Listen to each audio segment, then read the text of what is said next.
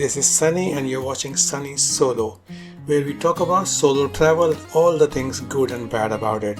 We are talking about Lisbon. So once I finished my work about 5 o'clock, then I got ready and went out. I wanted to go to Belém Tower because Belém Tower is one of the main sites that you must see when you go to Lisbon. And I was thinking maybe I can take one of those e-scooters because this was a pleasant day. It was not very hot. There was no rain. So perfect for this, but it didn't work out. I was just getting lost too many times. Google Maps does not work very well in Lisbon, especially if you are on an e-scooter or a bike. So just be very careful if you are there biking around and thinking I can go everywhere from that. No, just actually use a map as well, see where you want to go. And also, instead of using the turn by turn or the biking option, just use the car option and check where you want to go and then just map your own route there. So when I took the wrong turn a few times, I stopped that and I called a Bolt.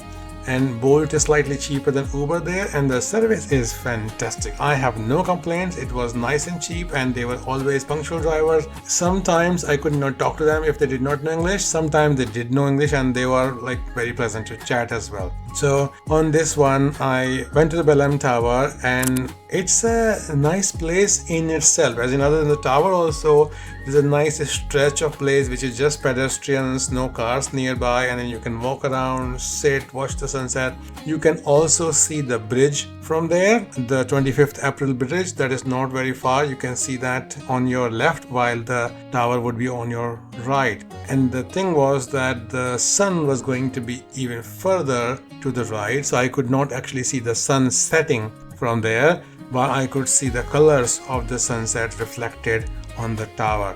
So I got there quite early, and there was a temptation to go sit in a cafe which had a nice terrace in the back from where you could see both the bridge and the tower as well. And the tower is beautiful. It was closed by the time because evening time, but it's really nice to look at from outside. I took a whole lot of pictures and videos, and although at that time I felt like I was being a little bit of a knob at walking around with my camera on that little stick that I have, the Mantis Pod Pro, and I was doing all kind of orbits and going and trying to do the reflection shot as well because there's water next to it. It's right on the bank of the Tagus River. That always makes for a good shot, and I am always looking for those shots because they are absolutely beautiful. And although this bridge was there as well, what happens is that when you're trying to take the picture of the bridge and the tower in the same frame, it doesn't work because for the camera it's a bit far, and the more I take pictures, the more I realize how amazing our eyes are, the perspective that we get, how adjustable they are for darkness, for different color, different lighting conditions. That's just fantastic.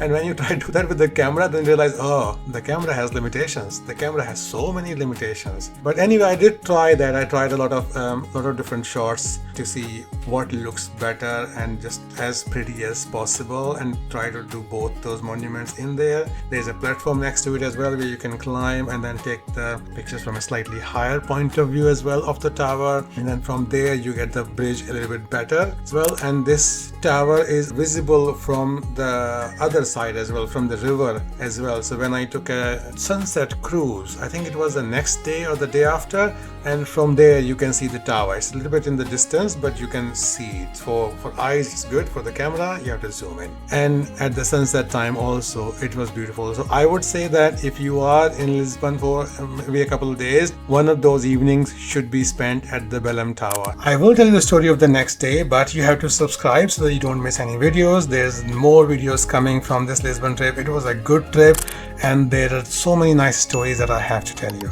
Okay, so make sure that you like and subscribe, and then I'll see you in the next one. Bye bye.